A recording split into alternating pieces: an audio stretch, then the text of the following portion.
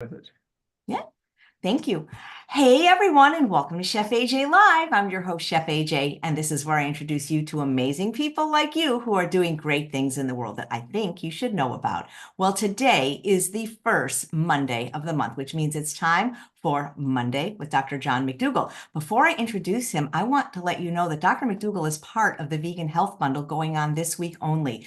It's where a bunch of your favorite plant-based doctors, chefs, influencers, creators, and vendors got together this beautiful product worth over $8,000 for only $49. And Dr. McDougall's product is worth way more than that. And I've listened to it and it's amazing. It's his gut health program. So if you want to support Dr. McDougall, get it from him, just click the link below and it'll be delivered to you immediately. Today, Dr. McDougall is going to talk about high blood pressure and how it's more than just salt. Please welcome him back to the show. Hi, Dr. McDougall. So nice to see you. I would love to, and I hope everybody attends your conference, AJ, because put something together like this with all different opinions and having it just one stop, it's going to be really enlightening for a lot of people. And I sure hope you put me in the line of people as far as judging the value of their message. Then I'd love to hear about it. Absolutely. Anyway, that is such a wonderful product that you created because people, even vegans, healthy vegans are having gut problems you hear about. Yeah, they are. And, sometimes you have to realize there are different answers for different people. Fortunately, the message that the McDougalls give out, we get a return of a lot of objective and subjective benefits. So we're going to kind of stick with our message. But, to have an opportunity to listen to what other people have experienced is, especially if it's not working for you. And, I encourage you to give everybody a try as long as you can afford it. You got the time, you've got the effort you want to put into it. Test all of these different recommendations that are out there, all the different supplements and dietary recommendations, avoid this, avoid that, etc. And then see what happens. Put them to the test. I would give them like 4 days. 4 days. You should see some benefits in 4 days, certainly 7. We were on a 12-day program, not only just to get you started and to show you the benefits, to get you off the unnecessary medications, which are about 90% of them. It takes those 12 days. Actually, it takes about 5, but people aren't quite comfortable enough after 5 days, and so we keep you another 7 because you need to really set these principles firmly into your programming. And anyway, put anybody that recommends anything to you, supplements, dietary advice, give them 12 days, but don't give them any more than 4 months. If they haven't resolved your problems in 4 months, go on to the next guru. Listen to what they have to say. Give them the same courtesy if you think it's reasonable. But if it doesn't work, it doesn't work. If it works, it should be obvious. I think so. Anyways, AJ, you proposed a couple of questions for me, which I'm going to answer in terms of high blood pressure and salt and so on. But I tell you, this whole world is focused on obesity medications. And you know what I'm talking about. I'm talking about glucagon-like peptides, agonists, GLP-1 agonists, semaglutides, liraglutides, all kinds of glutides. And that's where everybody's mind is, or at least I see on TV. Maybe my life is too distorted. I see these celebrities going on TV, and I bet they make a lot of jokes during the upcoming Oscars about, look at me, I got an Ozempic body. Well, look at you. I'm not impressed. And then I watched a couple of documentaries about these semaglutides and saw just what big businesses have become. And this is going to be the most expensive thing that our healthcare system has ever dealt with, is this treatment of obesity. Trillions of dollars. And they're really not shy about telling you that they're going to basically be the most powerful companies in the world. Novo Nordisk and Eli Lilly. They're the 2 drug companies that own all the patents on these glutides, these weight loss pills and shots. They're going to make a huge difference in everybody's life.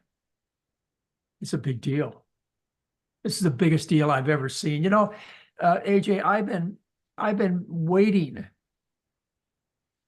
for this moment to come, when we got to the bottom of the pit, when we got to the most drastic, desperate, insane way of dealing with our health problems, and we have reached that with the glutides. This is absolute insanity. But, you know, out of the deepest, darkest pits comes sometimes a ray of sunshine and hope. You know how that saying goes, I just need a crack to let the sunlight in. Well, I think it's going to happen. I really do, because things are so bad with this particular approach to problems. Somebody has to realize that there's an alternative out there that really smart people are going to choose. Really well-informed people who really care about themselves.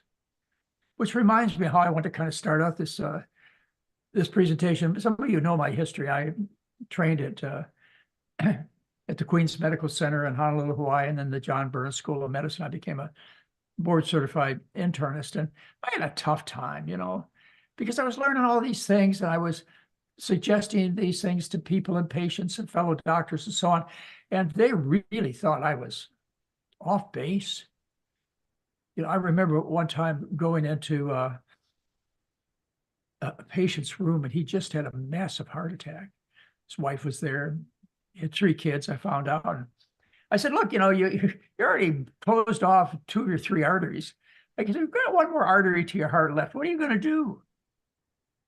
He said, I don't know. The doctor says, you know, I've had enough, all the treatments he can offer me. I don't know, there's nothing I can do. And I said, well, you know, let me offer you another opportunity. And I sat down and explained to him, just like I do to you right now. This was in 1977. I explained to him, you know, about the diet, and that they ought to go home and they ought to eat the way that I suggest. Well, hey, next thing that happened is I was called into my chief of medicine's office because their attending had come by, and the man and the woman said, hey, this young doctor told us that we should change what we eat. And why didn't you tell us that? And the attending was, I guess, a bit embarrassed and certainly threatened. His power structure was certainly threatened because I offered an opportunity, which he may have thought was reasonable. But it wasn't his opportunity that he offered. It didn't come from him. So he went to my chief of medicine, and I was called into his office. And not for the first time or last time, and I was told that I better stop this nonsense about food and get down to my real work. And so maybe I quieted down for a day or two, but not long. Anyway, I remember the day that we parted. I'd already received my board certification. So he had no more control over me. You know, prior to that, for the 2+ years that I lived at the Queen's Medical Center, the John Burns School of Medicine, I mean, it was life and death. He could have thrown me out any moment. I'd never gotten back into any training program in the country. You know, that's how things are done in that type of business. Anyway, after I got my certificate, he called me into his office for some parting words. His name was Dr. Irv Schatz. He's dead. Dr. Schatz called me into his office, and he said, you know, I'm worried about you, John. I'm worried about you. You got a nice wife and a couple of nice children, and you know, I'm afraid you're going to starve to death with your crazy ideas about food. All you're going to do is collect a bunch of bums and hippies. You know, sensible people, intelligent people aren't going to come and see you. Well, I thought about it for a minute, and then I pointed at his prospering abdomen. And I said, you know, I can't do the things that you taught me to do that I learned weren't in my patient's best interest. I just can't do that. You know, the medications and the surgeries that you're sending my patients off to, or you're asking me to. And I know they're wrong. That's what the science says. I can't do that anymore. I said, even if I starve to death. But I said, you know, I really believe you're wrong. I said, I believe it's not going to be bums and hippies, regardless of whether you consider those people of high value or not. I said, it's going to be successful people who are going to seek me out. They're going to be people who have worked hard to get a good education, build businesses, developed stable relationships, and taught their family good moral upbringings. And You know, people who really get a big bang out of life, they're going to say to themselves along the way, they're going to say to themselves and to people around them, look at me, I'm such a big success. I built this big business. I got this great education. I have this wonderful big home, like whatever, you know, whatever you put your values on, material things, etc. Great family. How come I'm so fat? You know, how come I got to take all these pills? Why do I feel sick all day long? And I told her shots. I said, I'm going to be there. I'm going to be there, and I'm going to tell them there's an option. And a lot of them are going to listen to me. And I was right. He was wrong. I have to say that of the people that I've got some feedback from, essentially all of them meet the criteria that I think is required to make this change. One, you got to have the information. That's not hard. You know, you can teach this to a 7-year-old. You know, you eat potatoes, you eat starches, you eat vegetables, you don't eat oil, you don't eat anything from animal. Not a big deal. And you have to have a high level of self-worth. You got to care about yourself.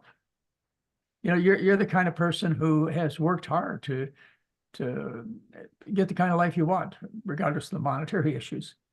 Please don't think don't understand there's much more in life than money. You know, you put a lot of effort into it, and you quit smoking, you quit drinking booze, you wear your safety belt, you fly safe airlines. You know, you really take the trouble. I said, you know, I'm going to be there to tell you what the food is doing to you. You suffer from food poisoning, and I know how you get your way out of it. And, you know, not everybody's a financial success, but, you know, there are people who have success. They're teachers and ministers and scientists and, you know, people who, I don't want to categorize anybody. Well, in fact, we've taught some programs that you may have said, you know, people ask me sometimes, how do you know who's going to do this? And I said, I don't, and I get fooled all the time. But I've got to just kind of present the information out there, and it's up to you. We've taught 2 programs that some of you may initially have said, you're not going to succeed. One was the food bank in Sacramento. These are people who have a tough time, food bank. You know, they live on subsidies, and most don't have jobs, et cetera. And they're notorious for having some of the poorest health because, you know, well, because of the way the medical business treats people. And we taught also a program at a predominantly Black church in Oakland, a Baptist church. And I have to say the members that attended were just as successful in terms of the benefits, and because they cared about themselves. And it's not a hard message to understand.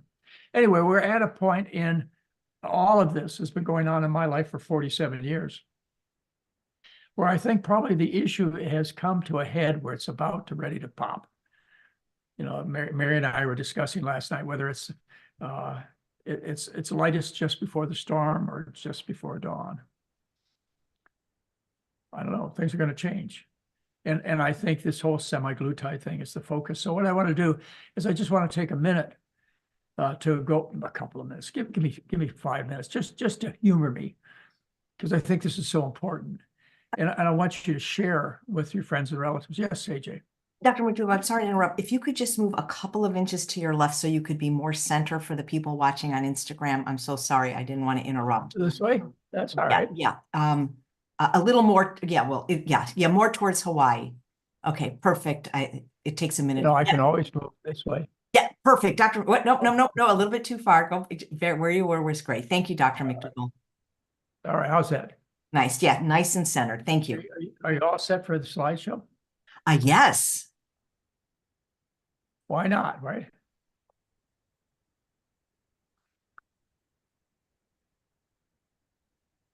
Okay, so this is what I want to talk to you about. I want to talk to you about what you're getting with these semaglutides, this GLP-1 dash 1 agonists. You know, the Ozempic, the Wegovy, the Mounjaro, the Zepbound. There are a whole bunch of them that are coming out.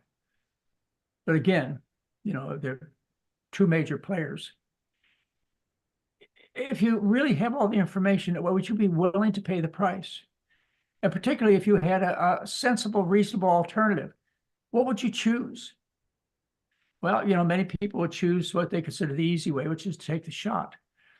I have a couple of doctors that I think a lot of, which are combining a good diet with the shots. In other words, giving people advantage of both. And, you might want to do that. I'm not going to do that. From me, you're going to hear just one message, and that is that you need to follow the diet for human beings, a starch-based diet with fruits and vegetables. You're not going to hear from me, well, we'll give you this shot to kind of get you along the way to make you feel better for a few weeks. No, I don't do that. But one of the reasons I don't do it is you might look at me and said, why are you giving me the shots or the pills? I said, if you think your diet is so good, why are you giving me the shots and the pills? It makes me think you don't think your diet is all that good. Well, for that reason, I wouldn't do it. You can go to our website and you can look at you can download the chart that I'm going to show you over the next few minutes. And I encourage you to share it with people. We have to advance the knowledge out there so folks understand what they're dealing with and what the options are. What would you choose? When it comes to comparing the McDougall program, the McDougall diet, a starch-based diet with fruits and vegetables, a diet of potatoes and rice and corn and beans and sweet potatoes and breads and pastas and all kinds of things that you love with fruits and vegetables, and no added oils and no animal products at all. Not parts of animals, not secretions from animals, not at all. That's the program. Compare that with getting the shots. Well, we have 1-year data. In our data, the average weight when people started was 190 pounds. They also have 1-year data, but they started at 233 pounds. So they started with heavier people. So you'd expect more weight loss when you started a heavier body weight. And still, we got an average weight loss of 22 pounds. Over a 1-year period of time, they got an average weight loss of 25 pounds. In one of our studies from New Zealand, they got an average weight loss in 1 year of 25 pounds. All right, well, you lose weight. This is how it works. You start on the shots. The initial weight loss is the greatest. You're really excited because you lost a few pounds and you hadn't been able to lose for a long time. And finally, you discovered the miracle. And that goes on for about 68 weeks or about 1 year and 4 months. And then you reach a plateau. The plateau, what you've accomplished during that period of time is a 37-pound weight loss. That's the average of 37 pounds. I mean, some people started, 250 pounds. They're still under 210, 220 pounds. That's not enough. But this plateau is reached because the poisonous effects of these semaglutides have finally matched your will to survive. And the body says, I'm not going to let you lose anymore. I'm not going to do this anymore. It stops. Yeah. And when it comes to eating a healthy diet, the McDougall diet, there's no plateau reached until you reach trim body weight. You want to find out what trim body weight is, you go to my November 2016 newsletter and you look at the Kempner charts. That's trim body weight, and that's about where you're going to end up. Maybe the last 10, 20 pounds might be kind of difficult for you. You've been carrying around a lot of extra weight for a long time. But otherwise, it should be real simple, just eating, what you're going to do anyways. Just eating delicious food, which you want to do anyways, don't you? Okay, as far as what happens when you stop the program, of course, you stop the McDougall diet, I would expect that you would regain your lost weight. And of course, most people will have at least regained some of their lost weight. But most people don't stop. We've got 1-year data on compliance. And the compliance rate on our program is 85% of people at the end of the year are still with our diet. The compliance rates with these drugs is somewhere between 27% of the people are still complying. That's it, a quarter to half the people. In other words, 3/4, 50% to 3/4 have stopped within a year. Appetite, well, these are delicious foods. We use salt, sugar, and spice to make them taste just the way you like them. And the goal of our program is to have you enjoy your meals. The goal of taking the semaglutides are to suppress your appetite so you don't enjoy your meals because you think that was the problem with your enjoyment of meals in the past. You call it food noise. Well, you know, you're supposed to like food because you're supposed to eat, because you're supposed to get calories and nutrients, et cetera, et cetera, et cetera. It's natural. It's supposed to feel good. It can't be feeling bad. But you consider it your enemy, the fact that you like food so much. Well, as I've explained to you over and over and over and over again, what you like is you like starch, sweetness, saltiness. You are repulsed by fat intake, and we're going to talk about that in a couple of minutes. Anyway, side effects. Well, you know, I have to admit, one of the side effects of our program is more gas, more bowel gas. And it takes a couple of weeks for your bacteria to readjust to, no, that's not a problem anymore. The expected side effects of taking these shots, which are derivatives of a poison from a reptile known as a Gila monster. It's a reptile poison that these things are derived from. The goal, the expected side effects is to make you so sick you don't want to eat, nausea, vomiting, diarrhea, and halitosis. You know, our goal is to make you feel bad or help you feel bad. Their goal is to make you feel horrible so you don't eat. As far as costs go, well, if you eat out a lot, you can probably reduce your food bill by about 80%. You know, you eat at home most of the time, you're pretty conservative. You'll at least drop your food bill by about 20%. And we didn't even talk about the cost savings, and I didn't even put this in, I'll have to add it. The cost savings in terms of medications. You know, well, you might reduce your medications a bit, even with the semaglutides, because, you know, they do have some positive effects, which I'm going to get to. As far as cost of the semaglutides, right now they're about $1,000 to $1,400 a month. Who can afford that? But you can afford potatoes and rice and corn. I know you can. As far as pregnancy, this is the ideal diet for a pregnant woman. You can go to my January 2011 newsletter, and you'll have a whole discussion of why you have the greatest chance of having a successful offspring and pregnancy by following the kind of diet that I recommend. January 2011 newsletter. You're not supposed to be pregnant and take these semaglutides. And there's every reason to believe that your fertility will be depressed when you're on these medications. Although I haven't found the research yet, I'll go and look for it. But I'd be surprised if that wasn't the case, that you are less fertile, less likely to get pregnant. All right, as far as children goes, after weaning, the children should be on the McDougall diet. After 12, the American Academy of Pediatrics says that you can start giving kids shots after they're 12 years of age. Medical oversight, you require no prescription. In fact, the goal is to get you out of the medical business. That's the goal of the diet, is to get you away from doctors, to clear out your pharmacy cabinet, to not make you wonder, did I take my pill this morning? Oh, boy, did I take 2 of them this afternoon? You want to get out of that kind of a life. You want to get back to enjoying yourself, your sports, your family, your hobbies, etc. Not living in a world of doctors and hospitals and prescriptions, etc. But you have to continue those type of relationships. In fact, even more so when you're on the semaglutides, the GLP-1-1 agonists. You have to go back and see the doctor. Why? Well, I don't know why, what the doctor is going to do. Maybe if you report to the doctor that you're really, really, really sick, he or she may be wise enough to tell you to get off these drugs. But then again, you know, I've heard at least one situation where the doctor continued to encourage the patient till she died. It was in one of the documentaries that I was watching. All right, so there are many life-threatening side effects associated, and there are many contraindications, and you develop things as severe as pancreatitis, and people with a history of thyroid problems are not supposed to take these drugs, et cetera, et cetera.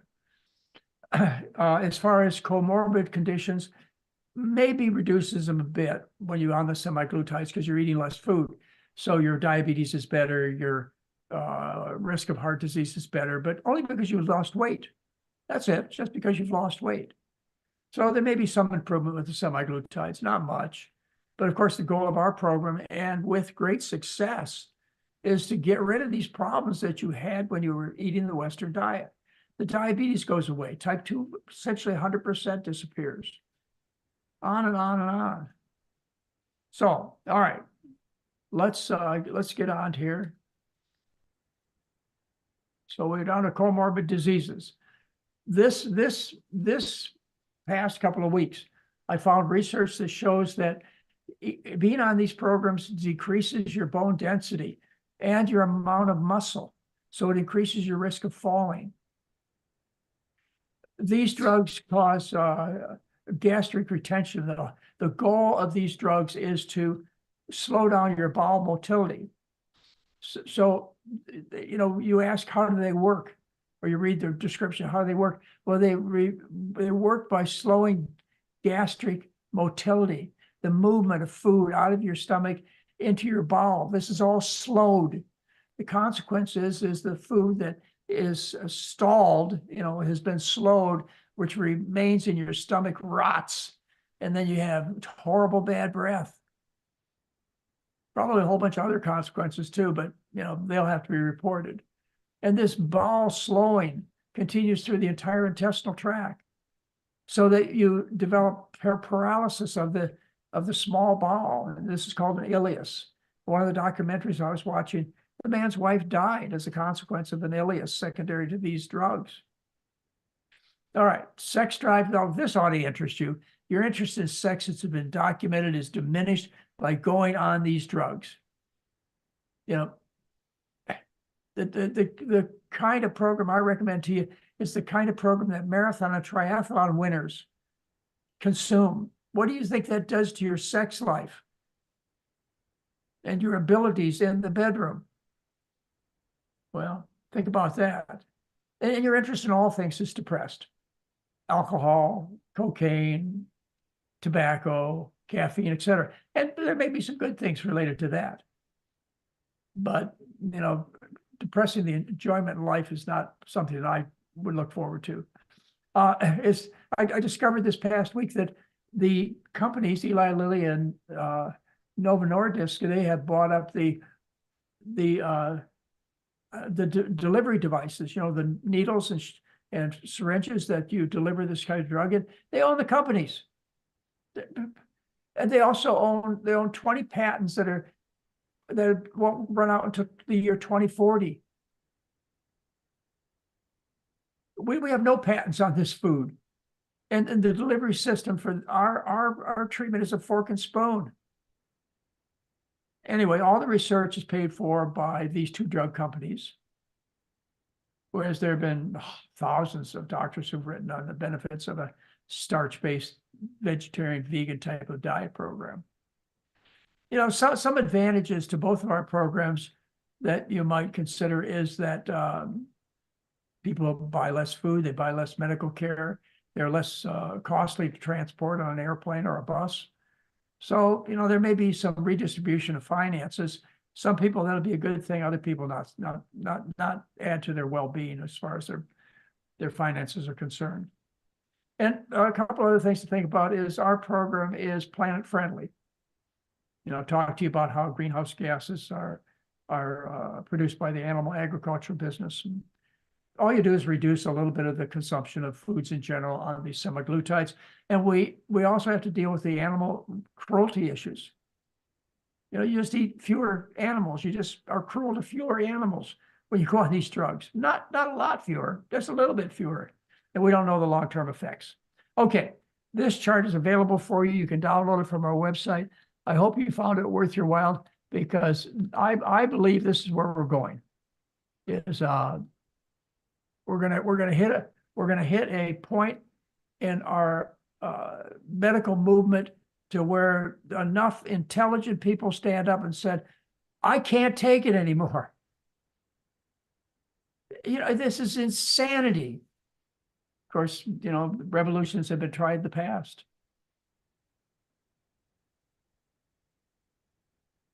Some have succeeded. Let's make ours succeed. There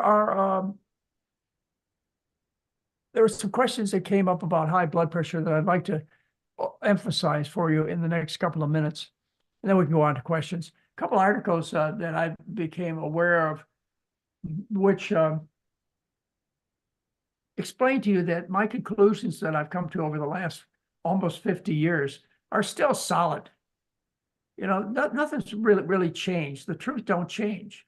But somebody sometimes I get some criticism. People say, well, you cite older literature. Well, good grief, I wrote the books 20 years ago. What do you expect me to cite?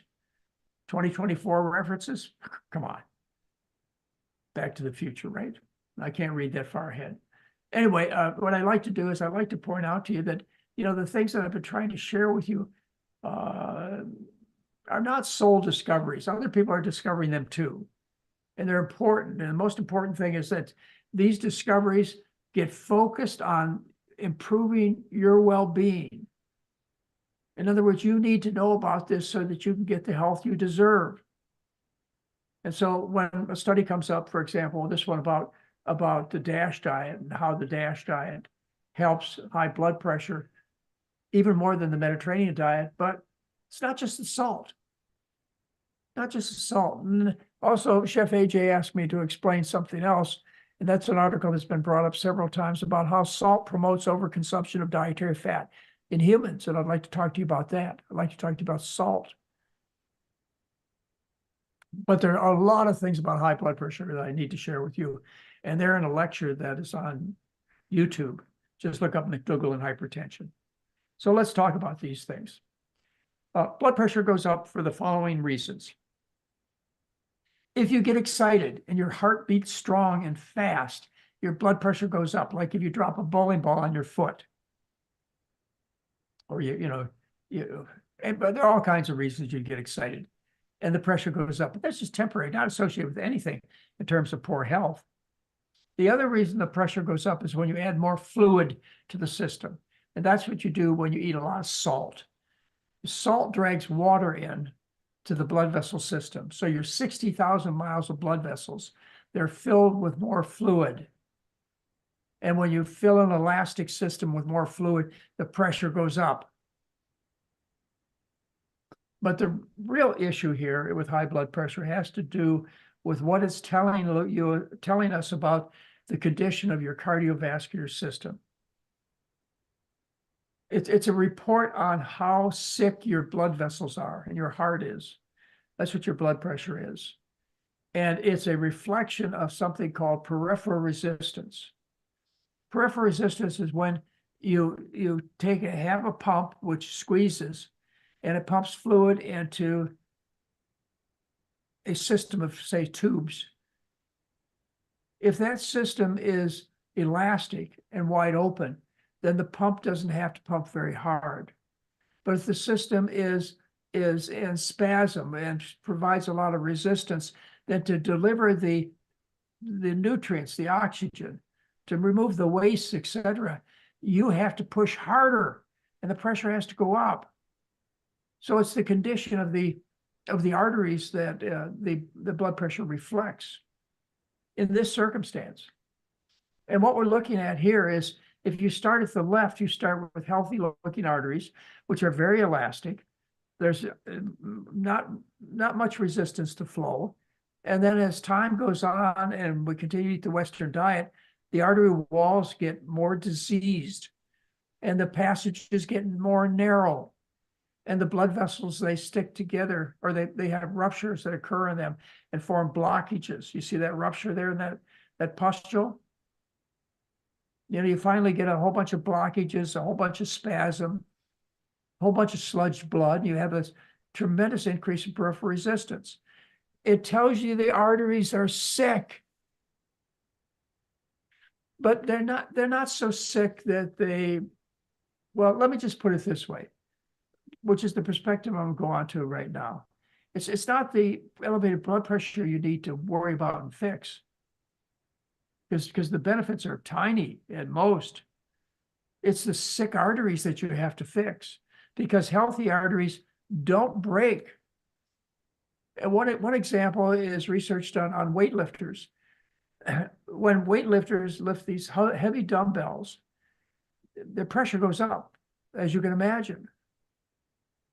Well, the average rise of blood pressure is to 320 over 250 millimeters of mercury. Your normal pressure is 110 over 70. And yet not a single blood vessel broke. In this particular study, the highest reading was 480 over 350 millimeters of mercury. And not a vessel in his eyeball, not one in his big toe, no vessels break. because this is a young, healthy man. You know, you give them a few years, you make the arteries rotten, they'll burst under any pressure. You know, the pressure of waking up in the morning is enough. Because it's not the pressure. The elevated pressure is the result, not the cause. It's the result. In studies done on human cadavers, they took dead people, 10 specimens, and they took a piece of the artery out. And they attached one end of the artery, and this is a brain artery, you know, where you'd have a stroke. They took a section of this blood vessel out, they tied off one end, and then they put a pump that could create pressures on the other end, and they blew up the vessels. And they found that on average, they had to blow up a blood vessel to 1,786 millimeters of mercury. Remember, normal pressure is like 110. This is like it's a lot bigger, right? 10 times as big, more than 20 times as big. 1,786 millimeters of mercury. On average, it took to get the blood vessels to break. And what they point out is when they do these angioplasties and they take these balloons and they pop the arteries, the pustules on the inside, they increase the pressure to 12,000 millimeters of mercury, and no vessels break. The inside pustules, they can fracture them, but the muscle, the intima, the fibrous tissues, they don't break. At least I hope they don't. Be in big trouble if they did. Okay, so healthy vessels don't break. Your goal is to get the vessels healthy. And that gets us to what should we do? Should we lower the salt intake to make sure that the pressure stays a little lower? Because that's what we're taught is the problem. Well, that may be a good idea because the salt causes you to overconsume dietary fats. And this is an article that I guess has been discussed on Chef AJ's show, and she gave me the opportunity to tell you my reading here. We have to start out by looking at the human tongue. And what you find is that the tip of the tongue, there are two kinds of taste buds that cause you to seek certain substances, like sweet tasting taste buds cause you to seek sugar, simple sugar. And then there are salt tasting taste buds on the tip of your tongue, which cause you to seek salt. That tells you right there, there can't be something terribly wrong when you're designed as a salt seeker. Think about it. So those two taste buds cause you to seek substances and you get pleasurable rewards. You feel good when you consume either one of these or both these substances, even better. And then if you go toward the back of the tongue, there are a couple of taste buds that protect you. They're bitter and sour. If something's poisonous or at best medicinal, you'll react negatively towards it. You'll spit it out. And then there's a taste bud that was discovered maybe 30 years ago for umami. And this is really a taste bud for MSG. But, meat eaters will say it's a taste bud for meat. It's not. It's a monosodium glutamate sensitive taste bud. And then we have a taste bud for fat. But understand this, those people who taste fat are repulsed by it and don't eat it. Those people who don't taste the fat, they passively consume it. So you have taste buds, but they work the opposite of the sweet and salt taste buds. Instead of you being attracted, if you have the taste for fat, you're repulsed and you don't eat it. Well, what this article is about is how salt promotes passive overconsumption of dietary fats. If you eat enough salt, it'll overwhelm this fat-sensitive taste bud. That's what they're telling you. So in that way, a natural protector, which is your fat-tasting taste bud, which tells you yuck, is no longer operating to your advantage when you eat a high-salt diet. So eating a low-salt diet will make this taste bud more sensitive, and you'll eat fewer calories because you'll eat less fat. So there's one important reason to lower salt, but the problem is you've got this other taste bud that's on the tip of the tongue, which causes you to want to eat salt. The nice thing about this taste bud for salt is that it's adaptable, variable. You can change your sensitivity to salt. It takes a couple of weeks. And the low salt diet that you thought was rather bland tasting all becomes plenty of salt. Takes a couple of weeks. Okay. So the problem with the salt is this. The problem with the salt is the company it keeps. You can't eat cheese without it being loaded with salt. You know, you wouldn't enjoy strips of pig thigh or buttocks unless they were laden with salt. It's called bacon. So it's the pig. It's not the salt that gets you in trouble. And of course, the more salt, just like the article I just showed you, the more fat you're going to eat. Well, this is the trial that came out that I wanted to talk to you about. This is where they compared the Mediterranean diet with the DASH diet. The DASH diet is the dietary approaches to stop hypertension, which is a diet that focuses on low sodium intake. And the DASH diet alone, okay, resulted in a reduction of blood pressure of 6.7 was the top number reduced, and 3.5 was the bottom number. Well, the low sodium alone, it reduced it by 3, the top number, and 1.6, the bottom number, diastolic. You see, this is reducing. You got to understand 1%. This is going on a low salt diet. This is cutting your sodium intake by 2,300 milligrams, which is about a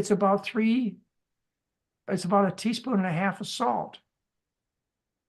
That's a tremendous reduction. And yet still with that salt reduction only, you got a the top number was reduced by 3, and the bottom number is reduced by 1.6 millimeters of mercury. Hardly anything. But if you combine it with the recommendations of the DASH diet, which de-emphasizes the olive oil and the salmon, and emphasizes to a much greater extent the starches, vegetables, and fruits, then you see an additional benefit. So adding low sodium in addition to a artery healing diet, you get much more reduction in blood pressure. Anyway, the DASH diet and the Mediterranean diet are as close to scientific research that I can refer to in support of our program. Why I don't recommend either one of those diets is they don't focus on starch enough. And, you know, the studies on the Mediterranean diet are supported by the nut and the olive oil industries. So they focus on you buying more nuts and olive oil, and you think that's where the solution is. The solution is the starches, vegetables, and fruits. All right, last slide. Well, this is how we use salt. You know, we realize it tastes good. We want you to eat the food. No sense in presenting meal after meal after meal for you and saying, I don't like this food. The reason you don't like the food is because of the salt or the simple sugar. So we have you put a little bit of salt on the surface of your food at the dinner table. Or the same thing could apply to, say, some cereal grains for you have for breakfast, like oatmeal. A little bit of sugar sprinkled over the top where your tongue can taste it. You don't mix up the salt in the stew or the soup or the sugar in the cereal where it gets hidden. And so you still get the sodium, but you don't get the enjoyment. So our recommendations are about a half a teaspoon of salt added a day. A day. That's a lot of salt sprinkled over your food for a day. That's a general recommendation. In time, you'll reduce your sodium intake just as you eat lower sodium foods. And you think adding a half teaspoon of salt might be detrimental? Well, consider the fact that the intensive care unit of your hospital, their diet, their low sodium diet is 2,000 milligrams of sodium. Our basic diet is 500 milligrams. You add 1,100 milligrams to that, and you're now up to 1,600 milligrams. You're still 400 milligrams shy of what you'll be fed if you have a heart attack and end up in the coronary care unit, intensive care unit in your hospital. So you're still on a low salt diet, but you like the food. All right, so what do we accomplish in terms of blood pressure reductions? This is really important. You don't want to take these pills if you don't need them. And most of you don't need them. You don't need them because you shouldn't have been put on in the first place. You don't meet the criterion. The criterion is a blood pressure that is at a certain level or greater. And that criterion is established by several important organizations. One is the National Health Service, the British governmental service. They published their recommendations in 2004, and they still stand today. You should not start medication unless the blood pressure is 160 over 100 millimeters of mercury sustained for months. Otherwise, you shouldn't be starting medication. Maybe a little bit sicker people, you might start it at an earlier level, but that's just a maybe. The Cochrane collaboration says the same thing. You don't really find benefits if you treat people with blood pressures, say 150 to 160 over 90 to 100 or less. You see no benefit. Only those who have greater blood pressures. Even the American Heart Association comes out and says that you shouldn't, in my age group, 60 years and older, that you shouldn't start blood pressure medication unless the blood pressure is 150 over 90 or greater. It's not the pressure. And lowering the pressure a few millimeters of mercury, which is what these do. I showed you, what did I tell you? 3 millimeters of mercury for the top number, a millimeter and 0.6 for the bottom number. Oh, come on. Even with blood pressure medications, they reduce the blood pressure, maybe top number, maybe 10, 20 points, bottom number, maybe 5, 10 points. And you can get into trouble if you're too aggressive. You overtreat blood pressure, you increase your risk of stroke and heart attack with medications. So be careful, don't get overtreated. Anyways, it's a thorough discussion on all of this. Chef AJ and I did it, except you won't have the advantage of my semaglutide compared to the McDougall chart. I mean, good grief. Let's talk about this. Can you imagine if presented with the facts that I laid them out for you that you're going to get because you're going to copy that chart? You're going to share it with your friends. You're going to say, look at me, I'm so smart. I'm not going to buy into this expensive, destructive way of controlling a few pounds. We should do a side-to-side study where we take one group of people and we give them the shots. We put them in another group of people, we'll put them on our program and see what happens. What would happen are the things that you see in the chart I gave you. If you measured their sex drive, it would be decreased. Oh my goodness. And all the time we spent looking for aphrodisiacs and to improve our sexual abilities with Viagra, we're going to take a drug that makes us less interested in sex. Good grief. I mean, to sell that to sexy movie stars, which is what they try and sell, right? Don't they? You know, let's be frank. Beautiful everything. And then you find out this beautiful everything is still too fat. And when you get close enough to him or her, they smell like they got rotten food in their stomach. And you find out that they've lost muscle mass and they're interested in going home after a date, not going to your place. I don't know. I mean, even the statement, you know, I've got a bridge I could sell you. This goes far beyond that. Intelligent people. What are you going to do? You know, compare one to the other. I've given you, I'll probably end up with 3 or 4 pages before I'm done. What can you say good about this except for it's a quick, dangerous, expensive, partial fix? At best, you deserve better.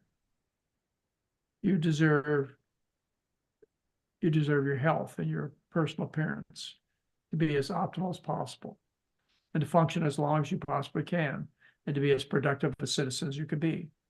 And you have to be healthy for that. You can't be tied to sickness and the healing, the medical business. Nothing about this business is healing except for the patient. Hey, AJ, let's go on to some talk. Hey, Dr. McDougall, thank you so much for explaining that article because it's used a lot for people in the plant-based world, doctors especially. So I appreciate you explaining it like that. Well, the point I'm trying to make is that, the general recommendation is for a low salt diet. So, why should, it's not going to do any harm to eat a low salt diet unless you get to the extremes. So you might as well cover that base. Why not cover all bases? But I also want you to eat the food. Even though, for example, Jeff Novick and I, we have a lot of discussions about the value of a low salt diet. And he points out very correctly that the Kepner diet, which has fewer than 500 milligrams of sodium per day on a diet of white rice, fruit juice, and table sugar, is a very, very, very powerful tool. And I realize that, but that's for the nearly dead. That's not for most of the people we take care of. Most of the people we take care of can enjoy life, can enjoy food, enjoy the performance and feelings and looks and so on. You don't have to do that. You like salt. The tongue was not designed as a flawed instrument. It's out there to test your environment. Oh, that's good. Unfortunately, industry's discovered that you think those things are good. Right, So because they dump hide out. it. Dr. McDougall, the thing is they hide it. So for example, bread might have more salt than potato chips where it's on the outside because they're hiding it in the food where people can't taste it. Well, I just want you to stop thinking salt is a food poison. At best, it's a minor food poison. And you can even make the argument that it's necessary. I can make an argument. In fact, you may want to get one of your guests to have this discussion with me. I can make an argument that a certain amount of salt in your diet is beneficial. You have a reduction in your risk of dying. The N. Haynes study showed that. N. Haynes. They show that you require a certain amount of salt to be in good health. Well, that makes sense. I mean, why would they have a taste bud on the tip of the tongue for salt if it wasn't important for me to get it? Doesn't make any sense not to. And if you look at various populations of people, you find the healthiest people sometimes eat the highest salt diets. And another thing is the drugs we give to treat hypertension is a class of drugs. Class of drugs that's used to paralyze the adrenal glands. And the release of angiotensin, which is a hormone that raises blood pressure. They're called ACE inhibitors, angiotensin converting enzyme inhibitors. So they don't release this hormone and the blood pressure comes down. Well, this hormone is released as a consequence of eating a low salt diet. So you eat a low salt diet, you release this hormone, which raises blood pressure. And you take drugs to negate the effects of this hormone in the form of ACE inhibitors and also angiotensin receptor blockers. So that tells me that the body is not responding inappropriately to your sodium intake, where you have to take a drug to fix something that the body's supposed to, because you ended up trying to eat a low salt diet anyway. It's probably getting too complicated for you. But I think a little salt on the food's good for you. And far beyond the taste. But if just like this article showed, is if you increase the salt enough, you can eat cardboard. Good grief, you can eat cow's milk. If you put enough salt in it, you can eat cow's milk. It's called cheese. Right, because fat does not taste good without salt. So if you took the salt out of cheese, or let's say you took a potato and deep fried it, fat without salt tastes terrible. Yeah, right. I used to go to this donut shop when I was a kid. That's before I knew anything but Tootsie Roll Pops, and rotten teeth. We used to go to this donut shop, and of course, when they ran out of the sugar donuts, then the only thing left was the fried donuts.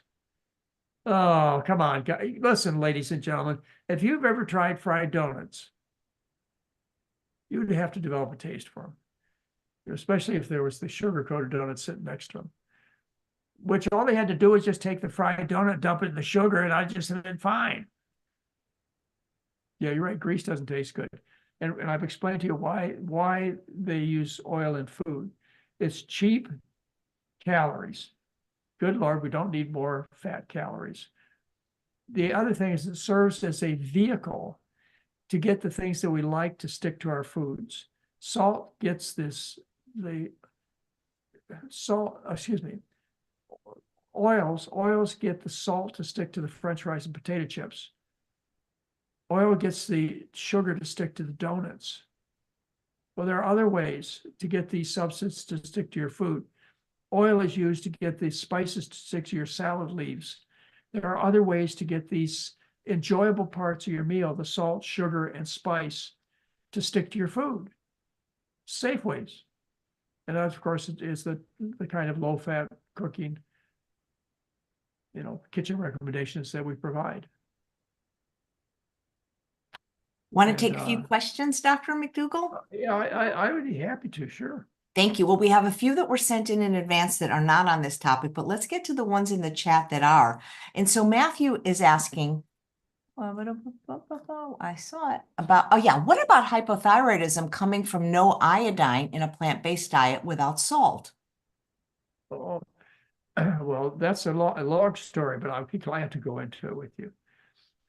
There are certain areas of the world, present and past, where there are such epidemics as goiters.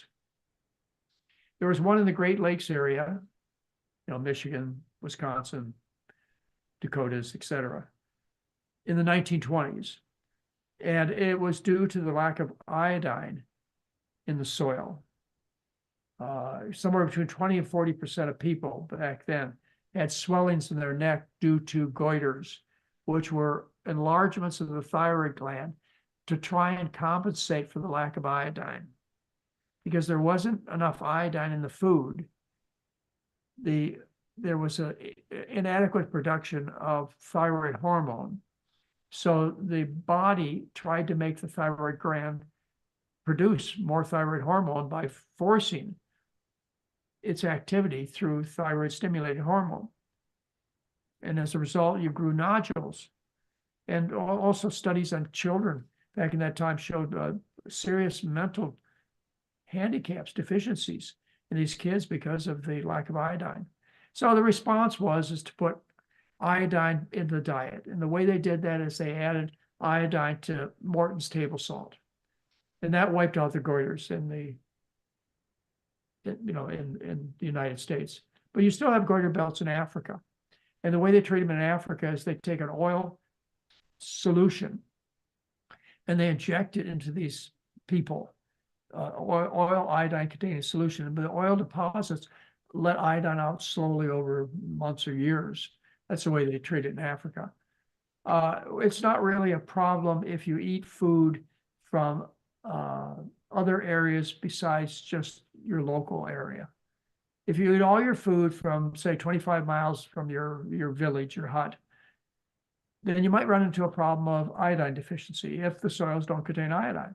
But you don't eat within 25 miles of your hut.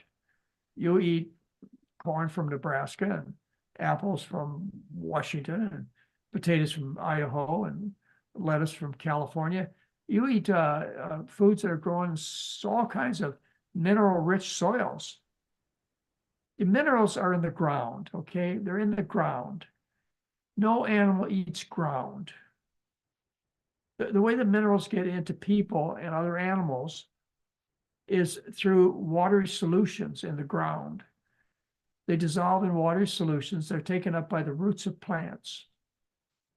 And they're transferred from the roots to the stems, the leaves, the flowers, the fruits, and other parts of the plant. And then they're incorporated to make a healthy looking plant, a healthy looking fruit and vegetable. If the minerals weren't in the soil, then the plant wouldn't grow. It would not appear on your shelf, except for one mineral, and that is plants can grow without iodine. They can't grow without iron or copper or magnesium, but they can grow without iodine. But you need iodine.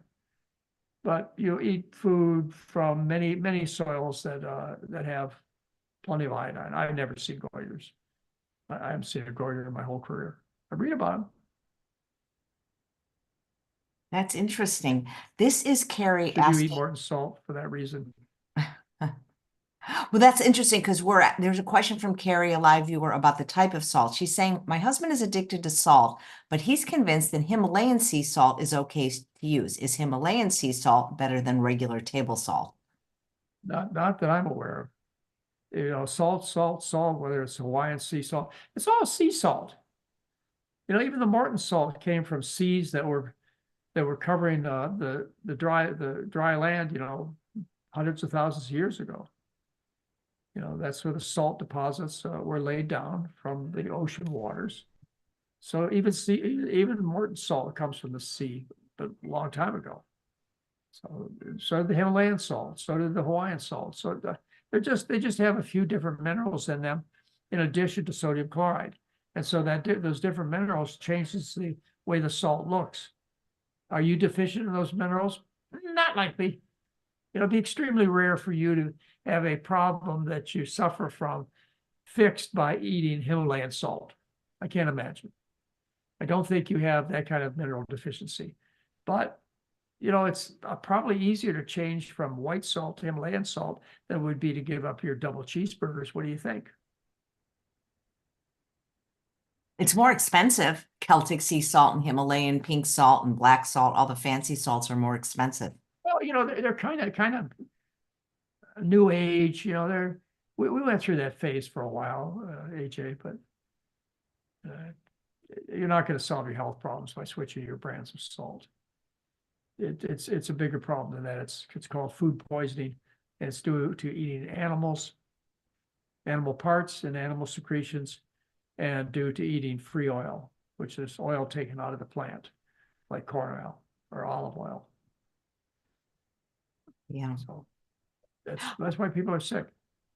That's why they need to buy. I mean, just to get back to this semaglutide, the GLP-1 agonists. You know, the popular, the Ozempic, the Wegovy, the Mounjaro, and Zepbound, and I can't remember all these. I'm gonna have to write them all down. As you can imagine, the market that exists now in rural China, rural Asia, rural Vietnam. I mean, how many people, even if they can afford it, even if it was provided by the government, how many people would be in the market for these drugs? You got to fatten them up first, which we're doing a good job of. We're sending our dairy to China, you know, our meats to porks and cows and pigs and whatever to all of Asia. They're getting fat by the minute. So pretty soon they'll be customers, and I'm sure these companies, Novo Nordisk and Eli Lilly, have considered the future in the market. And they've got patents that go out to 2040. They plan on taking over the world, but they haven't met McDougall yet.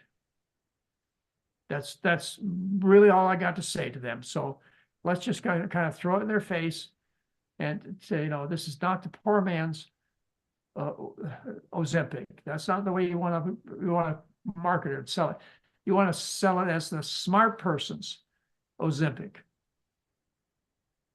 You know, not this destructive, self-destructive, planetary destructive, animal destructive, you know, economy destructive, medical system destructive Ozempic that you get in pills or shots, you know, the GLP-1 agonists.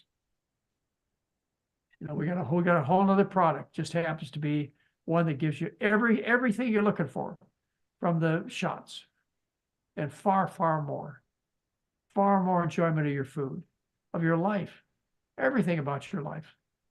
We could draw a line. You know, this would be the plateau, and we could talk about how getting rid of the harmful effects of the Western diet would be, you know, that would maybe be good enough.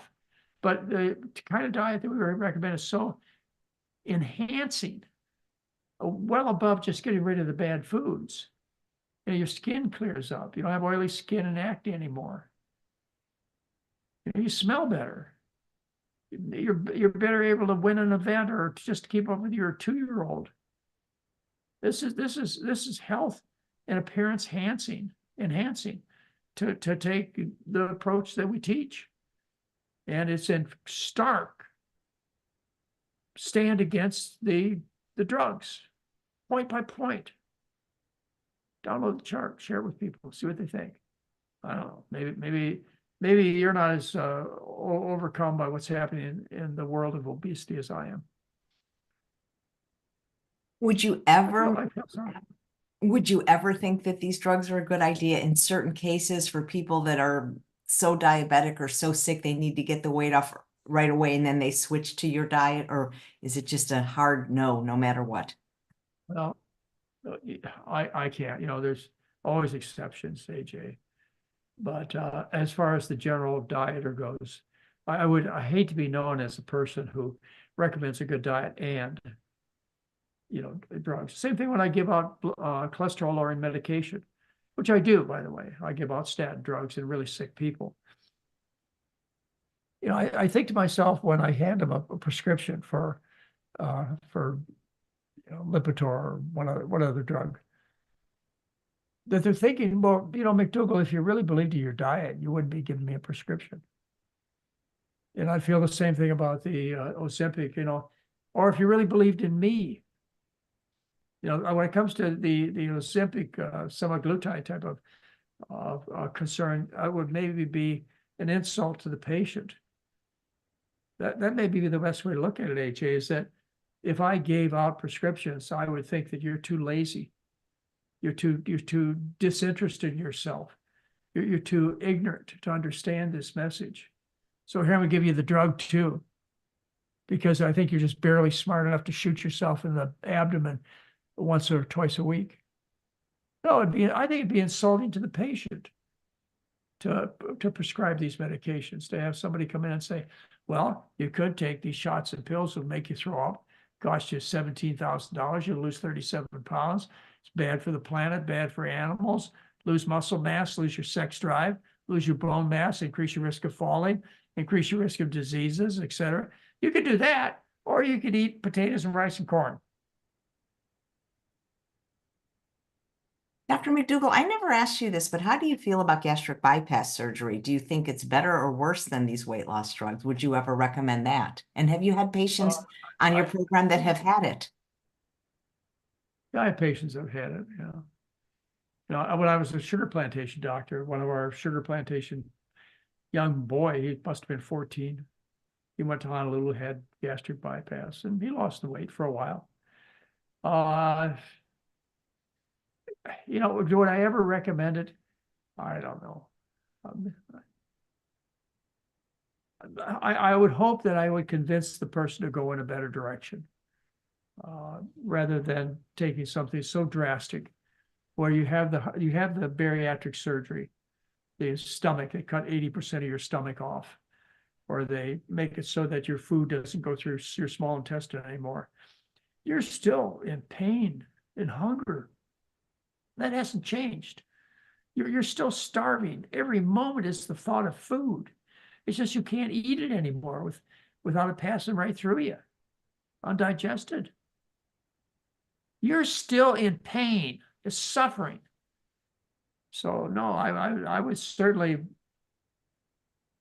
convey to the person really what their options are. Does everybody, 100% of people, no exceptions, lose weight on the diet that the McDougall recommends? Yes. Yes. And I can prove it to you. I can prove it to you by the general statement. There were no fat Asians, 2 billion people living in China, Japan, Vietnam, Thailand before 1980. Nobody. I can prove it to you. I can lock you up, put you in a cell, and I can give you 2 or 3 or 4 or 14 baskets of potatoes every day for as long as you want. And you show me on a bushel basket full of potatoes, which is all you need. It's got all the protein, vitamins, minerals, etc. Yeah, I give you a little B12 once a month. You tell me that won't give you a personal appearance better than gastric bypass surgery. It always works. Anybody want to try it? No, I've been challenging people for 50 years almost with that. And they tell me that, but you don't understand me, Dr. McDougall. I'm an obsessive compulsive overeater. I got this metabolic disorder. I could live on air.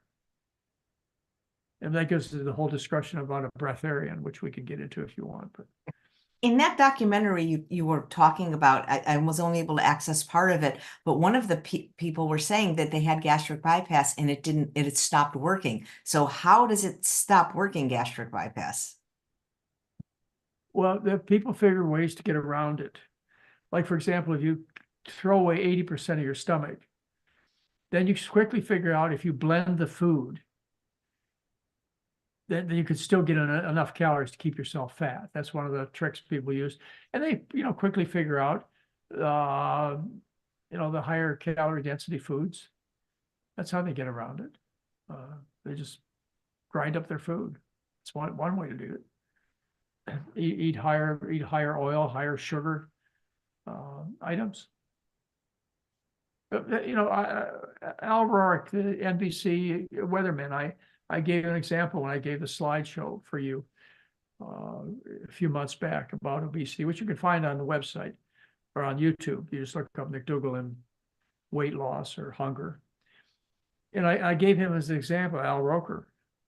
He started as like 350 pounds, had gastric bypass surgery. I believe, if I remember correctly, it was the Roux-en-Y procedure where they cut out the small intestine. Big, drastic, deep, unbelievably a situation that they put people in where they don't absorb nutrients from their small intestine because their small intestine isn't working anymore. Anyway, he gained 100 pounds, and then he lost 100 pounds after his gastric surgery, and then he regained a whole bunch of weight, and he went on the low carb diet. And I could just see the next step for him is going to be to take these drugs, and likely he'll do it. But I would hope that somebody would be in a position to sit down with him and say, look, the problem is this: you're eating too much fat, too much oil. And how much should I be eating? Al Roker might ask me, and I would say, none. The fat you eat is the fat you wear. What you live on is you live on things that you probably enjoy already. Pancakes made of the right ingredients, waffles.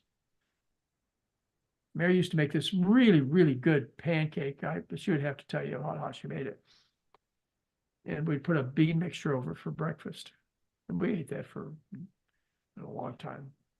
So there's nothing sacred about having just cereal for breakfast. Anyway, you could have for lunch and dinner things like mushu vegetables over rice and sweet potatoes. Somebody asked us last night, we do a 5 o'clock show on Sundays, 5 o'clock Pacific time on Sundays. Somebody asked us last night, how do we eat sweet potatoes? Well, we eat sweet potatoes. We make sure they're thoroughly cooked. They get really, really sweet. And, Mary will make sometimes out of a low-fat peanut butter. She'll make a peanut sauce. Or we'll put some kind of sauce over the top of it. And along with that, we'll have, broccoli and maybe a low-fat dressing over the top of that. And that's what we'll eat. You ask why as Mary and John McDougall and Charles and Chef AJ, why are they so thin? Well, it's because we eat this way. Good grief. You'll if you don't like the way we look, there may be many reasons you don't like the way we look, but if you don't like our body size, then don't do what we do. Do what you're doing, or Al Roker does, or some other obese person. You want to emulate the people that you want to be like. And I think, Chef AJ and Charles and Mary are just perfect as far as their body shape and size goes. Anyway, I guess I've looked in the mirror and I smile when I do. It's interesting, Dr. McDougall, because there's very few people in the world that are vegan, but even vegans don't get the no oil thing. Think about every vegan restaurant or every vegan veg fest. It's very rare for people to understand this thing about oil. I know, and it's really been difficult for me to to explain to people.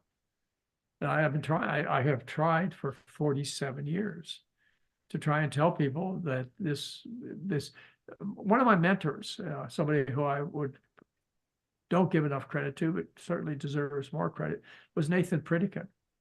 And Nathan Pritikin used to call it lipotoxicity. Lipotoxicity, because he felt just like I do, of all the ingredients that you could possibly consume that would do you harm, fats and oils are the number one. But the thing is that when you eat a high fat diet, you eat a low starch diet.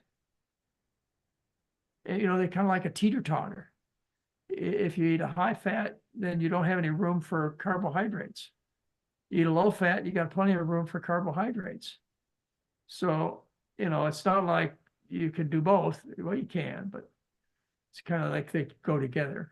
So just replace the animals and the oils with potatoes, rice, and corn, and the sauces and salt and sugar and spices and all the things you like, except for the oil and the animals. Just leave it alone. It's so interesting. Dr. McDougall, Clark, who's watching live, says, is potassium chloride a better or safer substitute than using salt? It's dangerous. It's called no salt. Don't do it. First of all, it tastes terrible. It doesn't taste like sodium chloride.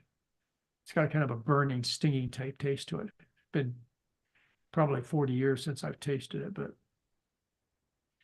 they sell it as a substitute for sodium chloride for, I don't know, heart failure, or heart disease. And it has gained some popularity, but it's not popular these days. Potassium chloride does not exist in nature. You have to build it in a laboratory. Sodium chloride, of course, exists in abundance in nature. So you're consuming something that's not natural, which has profound effects on the heart. If you take in fact, it's the way kidney patients die. If you're a kidney patient and you did not have the advantage of dialysis, with dialysis, you're likely going to die of a heart attack or stroke because they keep you alive long enough to suffer the consequences of eating the Western diet. But if you didn't have dialysis, the way nature would take you is the kidneys when there's fewer than 7% function. You've lost 93% of your kidney function. You're on the last days of your life. And what happens is you don't excrete potassium any longer. And it builds up. 4.5 milliequivalents, 5.5, 6 milliequivalents per liter. You're starting to get irregular heartbeats. 7 milliequivalents. You're dead. Straight line. And you went so peacefully. I had a patient who his wife decided that she was going to take good care of her husband, and after he got out of the hospital for a heart problem, she decided to make him spaghetti sauce out of no salt, and he ended up back in the hospital with a cardiac arrhythmia, almost dead. So, yeah, you could die from potassium chloride, and nature will kill you kindly by elevating the potassium in your body. It's interesting. Well, this isn't about salt, but Patty, who's watching live, said, I've switched from whole food plant-based vegan to more of a starch-focused Dr. McDougall diet. My blood work came back that my cholesterol is 209. What am I doing wrong? Well, I don't know. Maybe nothing. Maybe you should. I think what I heard in your statement was that she is doing close to the McDougall diet, in the direction of the McDougall diet. Kind of, I got that feeling when you read it. Why don't you just do it? Why don't you just do it? Why don't you just take 2 weeks? It only takes, we get cholesterol drops in 5 days. We check routinely cholesterol drops in 7 days. Our average drop in cholesterol is 22 points in 7 days. But, that's because the bulk of the participants had a reduction in cholesterol, but some didn't. And a few of them even went up. So first of all, follow the program strictly. Starch-based, fruits and vegetables, no animals, no oils, and you probably should leave the simple sugars alone too. Because I think eating too much simple sugar, even fruit and fruit juice, will raise your cholesterol and your triglycerides for reasons we've talked about. And see what happens. If you don't like what happens, my recommendation would be to live with it. That happens to be your cholesterol number. It's often a reflection of your health, but it doesn't have to be. I've taken care of many, many healthy people with cholesterol levels that would just make you turn over your grave. And the cholesterol levels in the 350 range. We've studied them and their arteries have been perfectly clean. So don't put too much value on this number. And besides, lowering cholesterol in the body as a goal for treatment is an utter failure. The benefits from taking statins are extremely small and primarily confined to very, very sick people. The PSCK9, I think I got that right. I practiced this morning. These new monoclonal antibody type injections, which you get a couple times a year for a price of over $10,000, no reduction in risk of dying. Anyway, they're just the drugs that are out there. They lower cholesterol, but that's all they do. They'll fix the problem. It's just like when we talk about lowering blood pressure. That's not enough. That doesn't make hardly any difference at all. It's the food. It's getting the arteries healthy is what you want to do. Same thing with the Kempner diet. The fact that it's low salt is good. That's powerful. But the reason people got well, as far as I'm concerned, is they fed them a diet of white rice, fruit, and fruit juice. That's why the benefit I see. And if Kempner would have added salt back to these people, well, we will probably never know what would happen. But he was certainly a strong believer in forcing dramatic changes in people on a very low sodium diet. And it goes along with what we were talking about in the article you brought up, AJ, and that is that if you eat enough salt, then you can cover up your repulsion of fat. And so going on a very low salt diet, he's bound to get really good results. And that's something I talk about in the Maximum Weight Loss Program, a book that many of you enjoy so much, the McDougall Program for Maximum Weight Loss. It talks about how salt enhances the enjoyment of food. You eat more food. So weight loss is slower. Calories in versus calories out, so to speak. So Angela says, I weigh 114, so I can't afford to lose weight. I do eat lots of fruits and veggies, but I have to eat some meat or I will start losing weight. Is that true? You have to eat meat if you're losing too much weight? No, I don't. Talk to all the fat vegans out there. I would say half the people when I go to a vegan conference, I don't get invited anymore, by the way. But back when I used to get invited to vegan conferences, half of the participants were overweight or obese. So they don't have any problem, and they don't eat any animals at all. No, you don't have to eat meat. Just something psychological. Which brings me back to another old story that I'd like to tell you. It was about the first time I was exposed, Mary and I were exposed to a vegan meal. We were living in Honoka'a, Hawaii. And up in Ahualoa were friends of ours, Buzz and Susan. And they were in a childbirth education class. Heather was the baby that Mary was pregnant with. And we were invited to their home for a meal. We went up there to their house, and she served a barley stew and a salad and peach pie afterwards, and no animal foods at all, dairy or whatever. And the food was good. It was tasty. I enjoyed it, but there was something missing. There's something that I always had a feeling I always had, for my whole life, every meal. There was something missing, and I can remember driving home thinking, "Oh, I've got to get home and make myself a Dagwood sandwich." That's what I did. I walked in the front door, right to the refrigerator door, pulled a couple slices of bread, packages of lunch meat, and made myself a Dagwood sandwich because I didn't think I was going to live till the next day.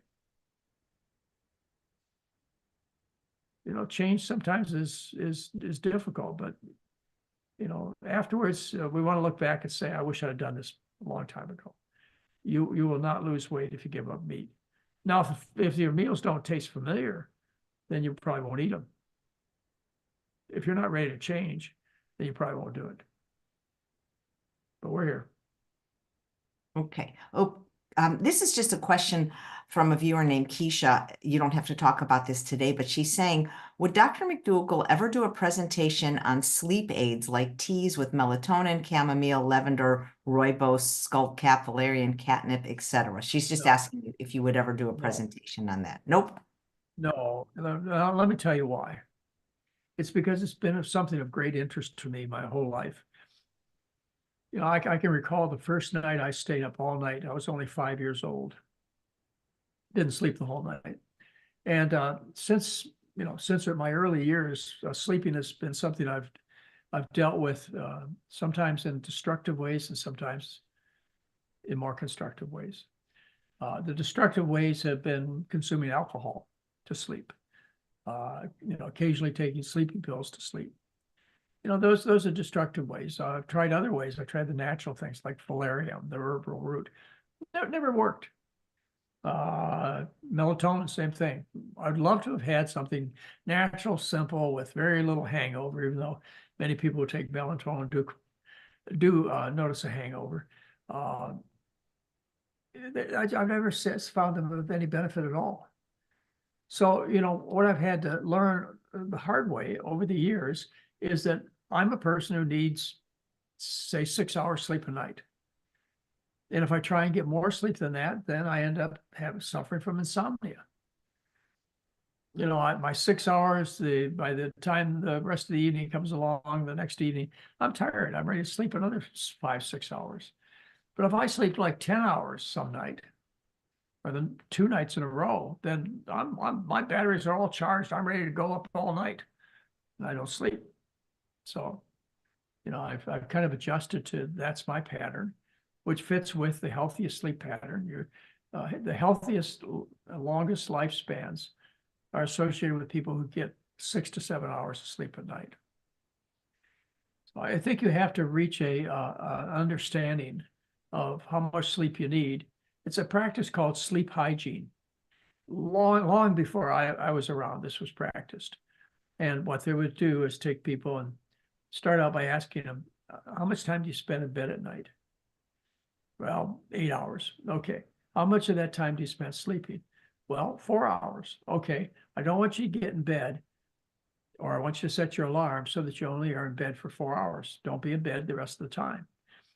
And so say you spend one night at 4 hours, you wake up the next day and you're tired all day. You might try it another night. You're sleeping good because you're so tired, but you're fatigued all day. And you say, well, let's try it 4.5 hours. And you probably figure out the balance where your mood is just right, because getting too much sleep causes depression. Getting too little sleep causes mania. So you kind of balance your mood out by getting the right number of hours of sleep.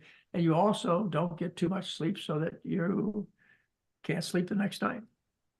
I have people in my practice who are like, I think of them as actually very, very old people, probably younger than I am, who would tell me that they only get 2, 3, 4 hours of sleep a night, every night. And they've learned to have peace with it, to occupy that time with reading books and realizing that that's all they need is just a short number of hours. I think if you try in other ways, they're either going to, at least in my experience, the valerian, the melatonin, useless, the alcohol, and anything else that might guarantee a good night's sleep, it ends up really bad. So don't do it. Thank you. Next question this is from Patty. Dr. McDougall, does putting potatoes in lentils, does the potato delete the iron from the lentils? Is it proper nutritionally to put potatoes in lentils? You can mix all the potatoes and lentils you want together.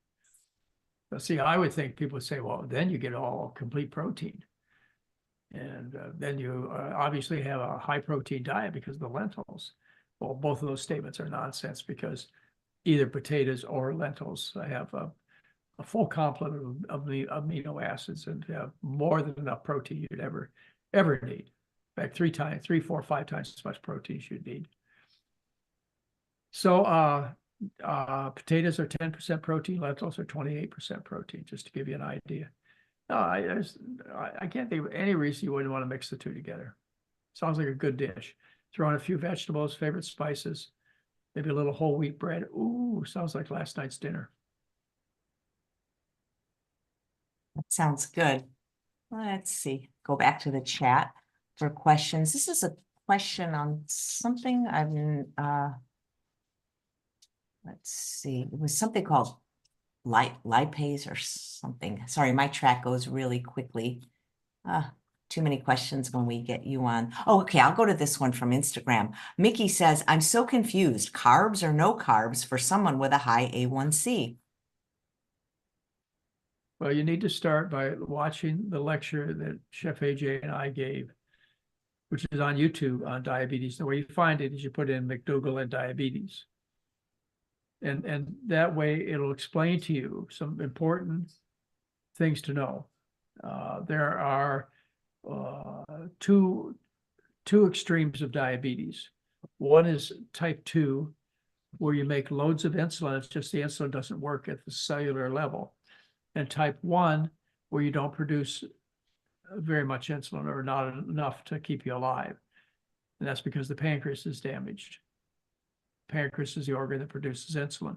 And then there's something in between, which I call type 1.5 diabetes, where you don't produce enough insulin to make everything the way it should be. In other words, you're losing too much weight and you're drinking too much and too thirsty, but you produce enough insulin to keep you out of the hospital. That's type 1.5 diabetes. So those are treated in various ways. Type 2 is treated with a high carbohydrate, low fat diet. And with weight loss, it's always curable. Type 2 is. And that's from any method of weight loss. Wiring your teeth together, locked up in a jail cell, gastric bypass surgery, taking Ozempic. Any way that you lose weight, type 2 diabetes is cured. Type 1 diabetes is never cured, but you still need to eat a really, really healthy diet. You got to take insulin with type 1.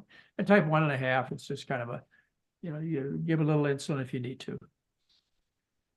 Anyway, one of the things you'll learn in that lecture is that white sugar actually makes insulin work more efficiently and reduces peripheral resistance at the cellular level. Yeah. It's the fat that paralyzes insulin. That's what you'll learn. So you may have had the idea that diabetes is caused by eating sugar. That's 100% opposite of what the truth is. But when you watch this lecture, you'll see that in the slides. And more importantly, you'll take the trouble to look up all of the research that I've cited for you, so you can find out whether the things that I have to say have any real basis. That's why I give you the science, so you can look it up. Anyway, no, type 2 diabetes is 100% curable on a diet of carbohydrates with weight loss, any weight loss program. And all diabetics should be on a healthy diet because they die of heart disease, and they suffer from blindness and kidney failure. And these are all caused by eating the Western diet full of meat and oil, refined food and junk, but mostly meat and oil. So believe in what you believe is going to guarantee you are always a diabetic. Yeah, that's what Nathan Pritikin said one time, which I would like to give him credit. He says, for those who follow the American Diabetic Association diet, they now have a diet that guarantees they will always be diabetic, and they will. With the lack of carbohydrate and the amount of fat that's still prescribed, even though they become much more lax and sensible in their recommendations, they prescribe a diet that sells people short. They could get far better if they knew the truth.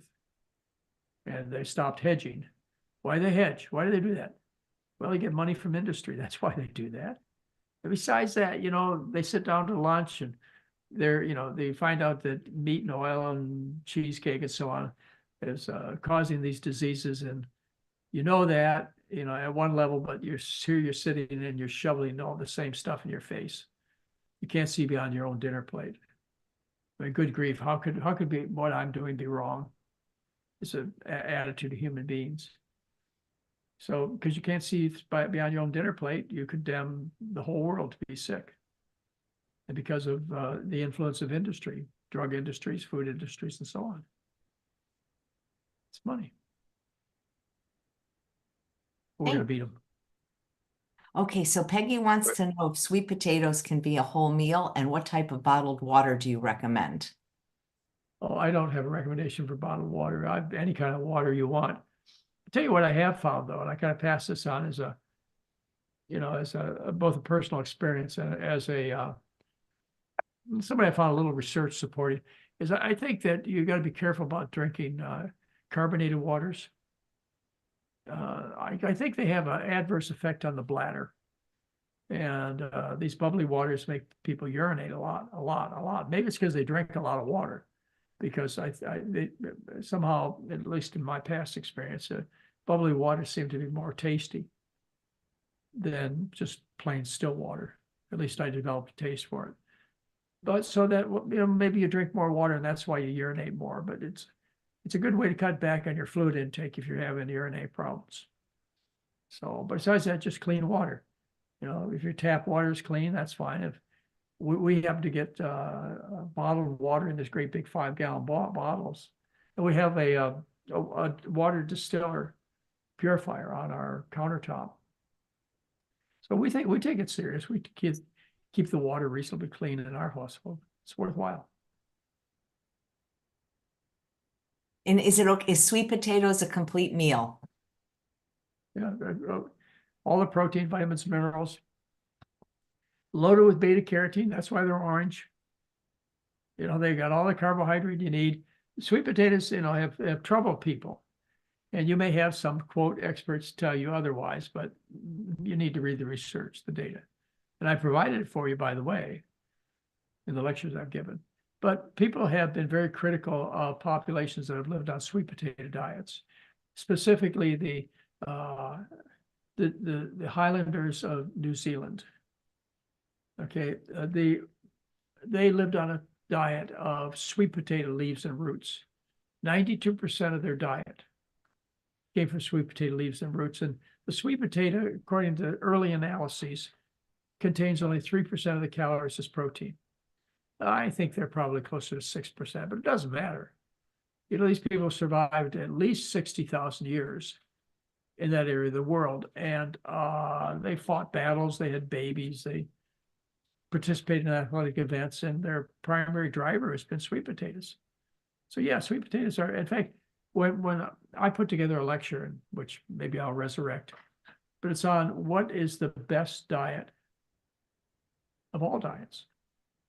Of everything you can think about in terms of why you would or would not recommend certain foods to be in a diet, what would be the best as far as benefits, as far as lack of harms, practicality, what would be the best? And sweet potatoes is the starch. If people sometimes will leave my program and I'll have an exit visit with them, and they'll say to me, look, I was just so overwhelmed, I have cancer, high blood pressure, whatever. I just really couldn't get the food part. How can I deal with the food part? And my answer to them is, look, just go home and eat sweet potatoes and water for breakfast, lunch, and dinner until you figure it out. You'll do fine. Sweet potatoes, that's it. Should I throw a little broccoli in? Well, you can. That may go more interesting, but you don't need it. Sweet potatoes are complete food. And the perfect food, for sure. Okay, this is the question on tryptase. Tammy says, any dietary advice to lower tryptase level? I have MCAS. I don't know what that is. MTAS? MCAS. I could look it up. Oh, it's probably medium chain triglycerides. MCAS. It's mast cell activation syndrome. Mast cell activation syndrome. I like medium chain triglycerides. I knew what that was. Okay. Mast. I'm thinking back a long time since I thought about them. Mast cells are allergy cells that are involved in allergies and autoimmune reactions. And if I remember correctly, this particular person has a overreaction of the mast cells, which causes things like edema and wheezing and urticaria on the skin, and an allergic type reaction. And if that's the case, you need to find out what is triggering it.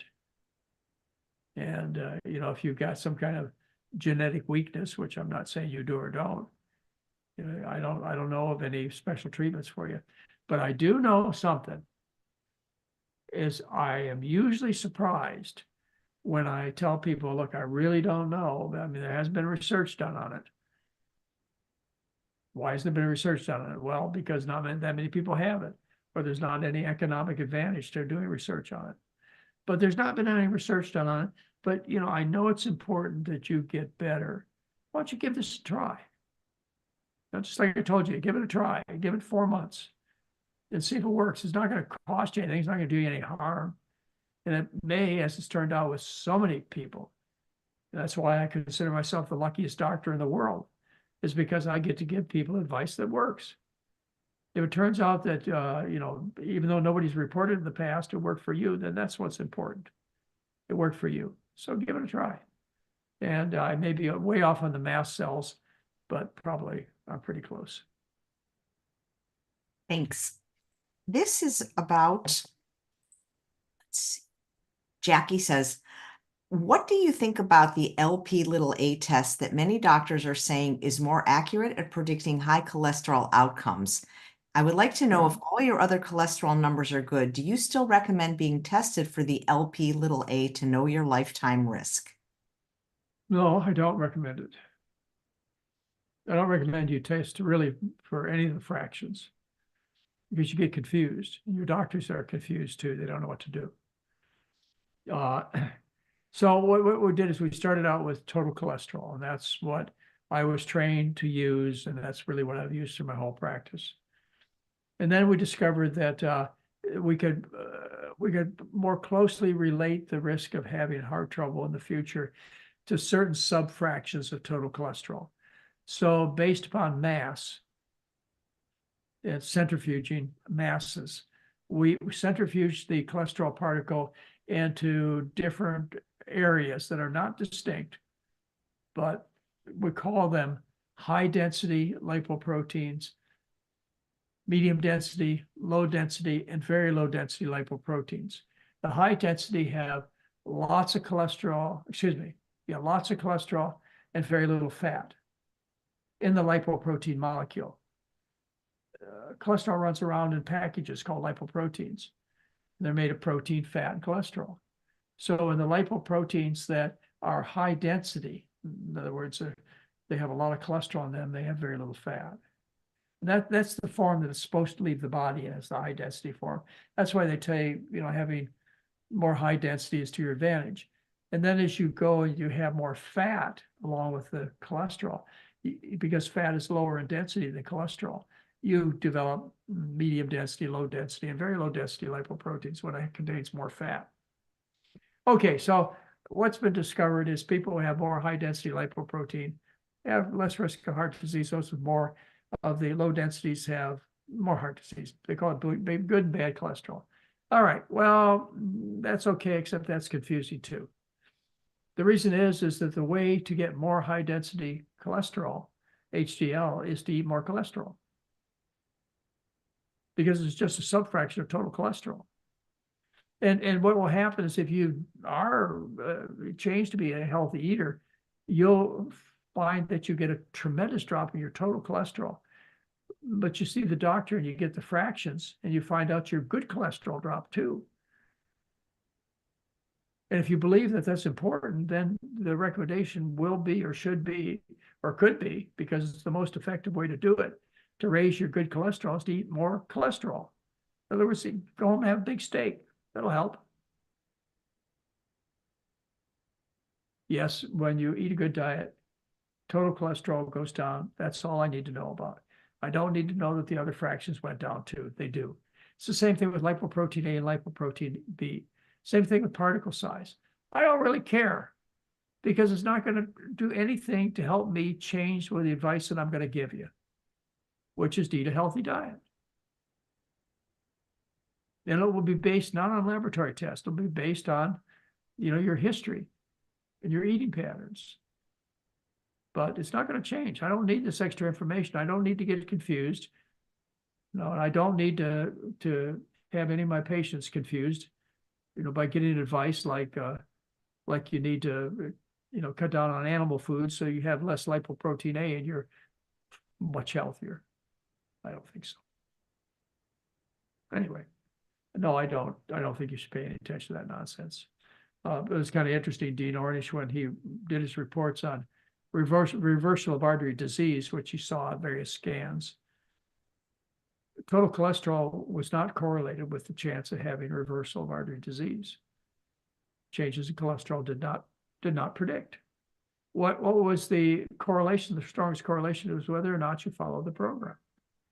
How adherent you were to the program was an indication of what kind of results you'd get. And I'd have to agree.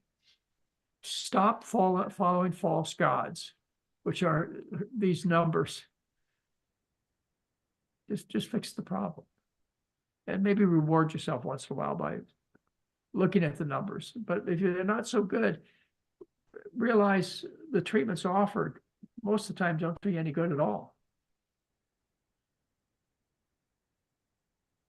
Dr. McDougall, there is a question from,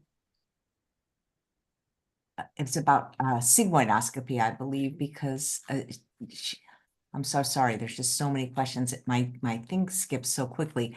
She said, oh, here it is, Melanie. Dr. McDougall said something about a colonoscopy that can be done in a doctor's office that only goes up the first feet. Is there more about it in you have a product in the bundle, which is going on this week, and I keep promoting your link so people can purchase it. You're in your gut health course. Do you talk about that? I suppose. The sigmoidoscopy is a 2-foot long tube. The colonoscopy is a 6 to 8 foot long tube. The sigmoidoscopy used to be the test that I was trained on, because they didn't have a colonoscopy then, because you couldn't take this tube, which is called a silver sword because it didn't bend. You couldn't push this tube up all the way the course of the large intestine. It's just physically impossible. You perforate everything along the way. But they developed fiber optics where they could bend light. So they had the fiber optic cameras. And now the sigmoid is a fiber optic instrument, which causes no complications, no discomfort, or very little. It does not require sedation. It's done in a doctor's office. Most doctors can do it with no trouble at all. Charges about $200. Or you can have a more extensive examination, which makes sense, doesn't it? Except it doesn't work. And you increase your risk of dying because this more extensive examination, called a colonoscopy, is laden with some pretty serious complications like perforation and bleeding. So what happens is, if you maybe save somebody by finding a polyp that you wouldn't have reached with the sigmoid, you find it with the colonoscopy and you snare that polyp and remove it, you may save a person, yeah. But you might kill another one on the operating room table too. So when you look at the overall results, and these have only been properly reported and done once. This was a report in the October 27, 2022, New England Journal of Medicine. It's the only randomized controlled trial ever done on colonoscopy screening. It was a 10-year study involving 58,000 people. No survival benefit. Okay, that's what you're interested in. Have you ever had one, Dr. McDougall? I have. As a medical student, I used to do them all the time, but we used the silver tube because we didn't have the bendable tube. So I was at Ferguson Drosky Hospital in Grand Rapids, and I was on a GI rotation during medical school. And one of the philosophies that I had was I was going to do, within reason, everything I asked my patients to do. Every pill that I asked them to take, I was going to try. Every procedure I was going to ask them to go through within reason. I'm not going to do an angiogram, but I'm going to have them. I've got a heart scan done, which is the X-ray machine of your heart blood vessels. And I've talked to you about that. But yeah, I had one done at Ferguson-Drosky, and I want to tell you, it was a memorable experience. Fortunately, with the flexible tube, you don't suffer any discomfort at all. The problem is you can't get one done. None of the doctors do them. Even though those are the recommendations that are out there worldwide to do a sigmoid exam. The only reduction in risk of dying from any screening procedure has been through sigmoids. Why? Because you find polyps that could have turned precancerous. They're before cancer, precancerous polyps that may have turned into cancer, and you did it without harming the patient. You didn't require the patient to take a miserable prep, which they say is sometimes worse than the procedure. You didn't subject the patient to an anesthesia, which kills some people, or a long tube pressed up against their colon walls, which causes perforation in maybe 1 in 1,000 people. Kills about 40% of those who get perforated. So, but why a sigmoid? And why don't they do sigmoids? Well, sigmoids, the charge is $200. What's the charge for a colonoscopy? It's $3,000. Yeah. Confronted with all of this truth, gastrointestinal specialists are having a come to Jesus moment. They're trying to decide whether they're going to be honest with patients or cut their incomes drastically. Really, a moment of truth for GI specialists, because they finally have the evidence that shows what they do for the bulk of their income is an utter failure. It hurts people. But so far, they haven't reacted in a way that I would consider commendable. They've been, as you would expect, taking care of themselves, not telling the truth. October 27, 2022, New England Journal of Medicine. The only randomized trial done, 10 years, 58,000 people. Doesn't work. Yeah. I had a colonoscopy once without sedation. That was really fun. I'll bet. Who did it was Dr. Neil Nedley. He's good. He's never killed anyone, Dr. McDougall. Just so you know. Yeah. Yeah. Well, it would have been terrible if I was the first one, wouldn't it have been? And something, I was going to write a book once, but I never got up to it, but I thought it'd be a national bestseller. I was going to go around and ask my fellow colleagues about the most terrifying experience that they had during their training or medical career. The things that you're asked to do as a student, far beyond your abilities, at least it used to be. And the harm that you cause as a learning student is sometimes embarrassing. I've seen, well, again, it would have been a very interesting book if I had ever written it. But I bet you every one of the doctors out there, including Dr. Nedley, as golden as he may appear to you, has had a terrifying experience sometime in his career when he did more harm than good to a person because of, all kinds of things, inadequate skill, inadequate training, misjudgment, etc. Listen, this is not like repairing a TV set. This is you. It's your spouse. It's your children. It deserves a lot more oversight and consideration than fixing, fixing your hair dryer. Yeah. Anyway. Dr. McDougall, it's so fun spending time with you on these broadcasts the first Monday of the month. I really appreciate it because we always learn something. People are saying, oh, they just love when you come on. You're their favorite. And, you have another opportunity because every week at 5 p.m. Pacific time, Dr. McDougall and Mary McDougall, along with Heather, they do a live show on their YouTube channel at 5 p.m. Pacific time. You can send in questions and it's a lot of fun. We do that. I try and give people a little bit of a monologue in the beginning, just like I do with you, AJ, because I have so many things I'd like to share with you, and you give me an opportunity to do that, and I really appreciate it. And I give you all the time you want. You never, we can go as long or as short as you want. It's really. I think we've probably exhausted people's tolerance. Well, you did. So- They don't. So far, they don't seem to tire of you, Dr. McDougall. We'll let you know if that ever happens. Well, the other thing I want you to know is that the program is free on our website, no gimmicks. But we also run an intensive program over the internet where we become intimately involved in your life, your medical life, your kitchen life, etc. And we will make you different. At the end of 12 days, you will be dramatically different in a very positive way. So if things are not going the way they should, because of the things you learn from Chef AJ or from our website, and you want some extra help, the help is there. It's the 12-day internet-based program that we do, and we bring in people from all over the world. It's fun. In fact, I really look forward to it. We start one this coming Friday. And so for 10 days, Mary and I will get up every morning and talk to people for 45 minutes, called a fireside chat. And for 10 days, people will be managed by Dr. Lim, myself, and our two support specialists, Stacy and Tiffany. And Heather will just make everything run like it was effortless.